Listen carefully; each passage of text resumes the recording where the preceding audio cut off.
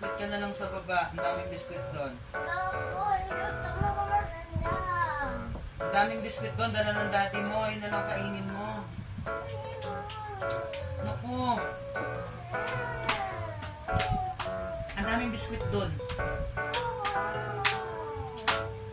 Ano ba yan? Luluto pa ako eh. Paglutuin pa ako. Nga. Yan eh. At dahil nga nagre-request ang pamangkin ko ng isang masarap na merienda, gagawa ako ng sarili kong version ng tuna omelette. Canned tuna, onion, oyster sauce, di unsponsored huwag kayong ano. 2 itlog, mga 1/2 teaspoon ng sesame oil, Ito, pamintang durog, mantika. Ayan. So, sa isang mini bowl, dito natin i-prepare lahat ng gagamitin natin para sa omelette. So, ngayon, ang gagawin natin, karak natin yung 2 egg. So, scramble natin to, di ba? So, usually, ganun naman talaga pag omelette, i-scramble talaga yung egg.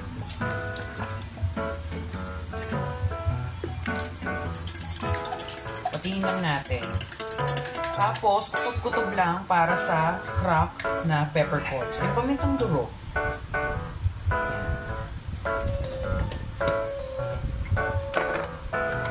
Sesame oil.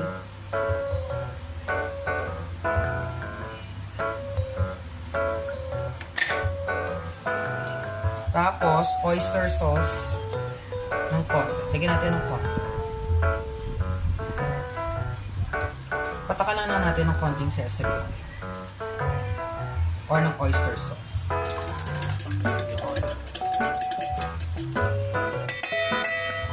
Then, lagay muna natin dito. Lalagyan, ihiwalay natin yung sabaw ng tuna.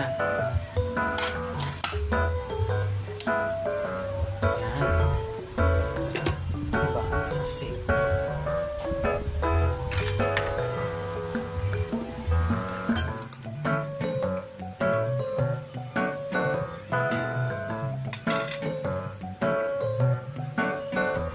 Kasi mamaya, kaya natin siya isa-separate kasi gusto ko lutong-luto yung tuna. Diba? Para mas lumabas yung lasa niya. Separate na natin yung sabaw at saka yung pinakalaman. sibuyas,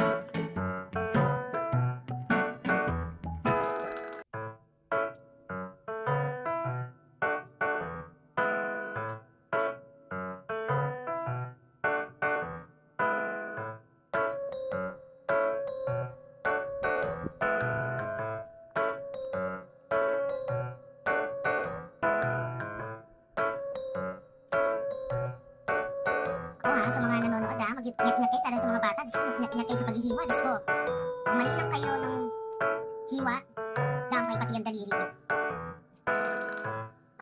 So, nagpainit na ako dito ng kawali na pwede natin paggisahan o isosote natin yung pinakatuna. So, ang gagawin natin ngayon, ilalagay na natin dito yung sabaw ng tuna.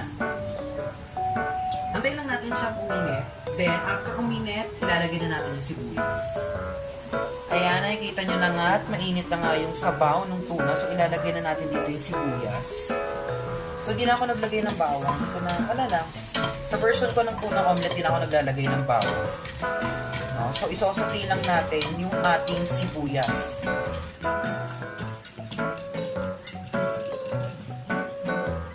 Ayan.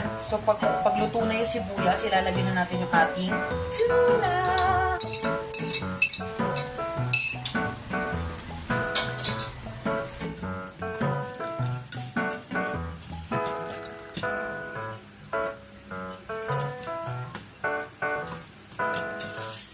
At yan, lalagyan na natin ng oyster sauce. Yan. Actually guys, ito talaga yung nagpapasarap sa tuna omelette, itong oyster sauce na to.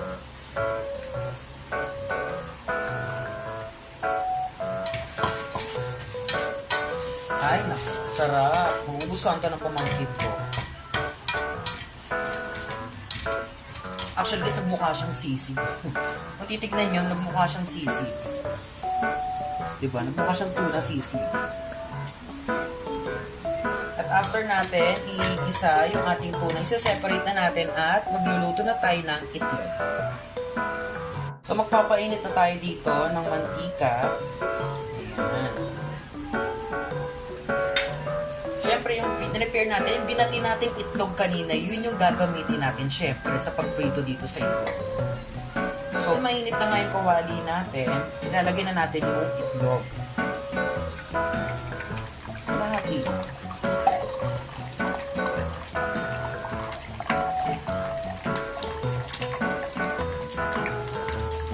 Toasted talaga.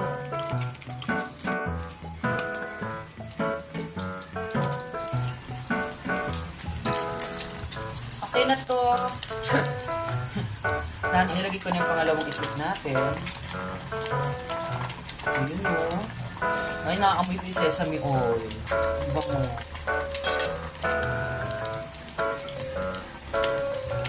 Yan, pwede na natin siya ihahon.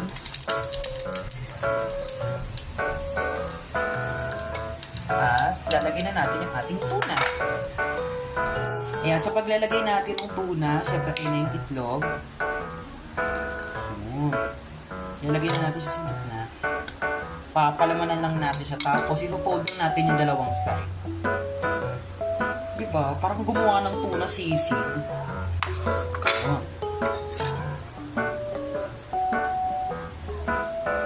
yun.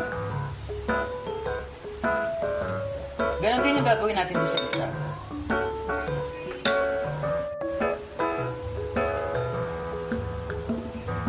Tapos, ilagay na natin doon sa yayamanin nating plato. So, ilalagay natin isa nating omelette dito sa maganda nating plato, diba? Parang diba yayamanin?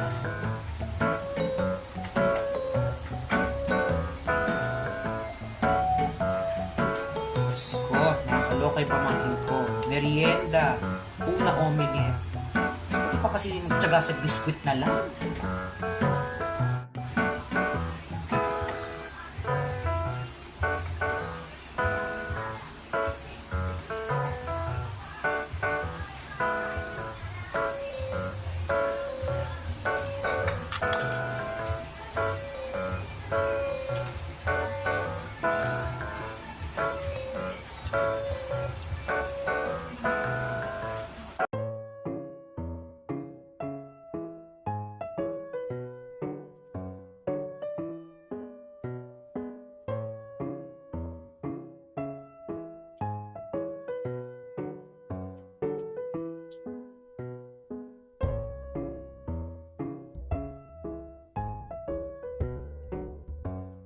Ito na nga yung version ko ng tuna omelette at ready ko na tawagin yung pamangkin ko.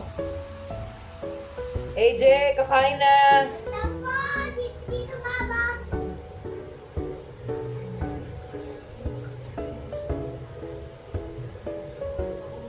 Bango!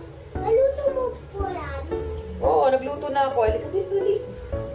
O, ayun na yung merienda mo. Egg! Ay, di lang basta-basta egg yan. Tuna omelette yan. Gawa ko yan. Ah, gusto mo na kumain? Ah, kuha ka ng kutsara mo doon. Bilis. Kuha mo na rin ako. Kuha mo ang kutsara at saka tinidor. Dali. Ayun o. Yan. Dali, tikman natin. Dali. Ano sama? Ah, dali.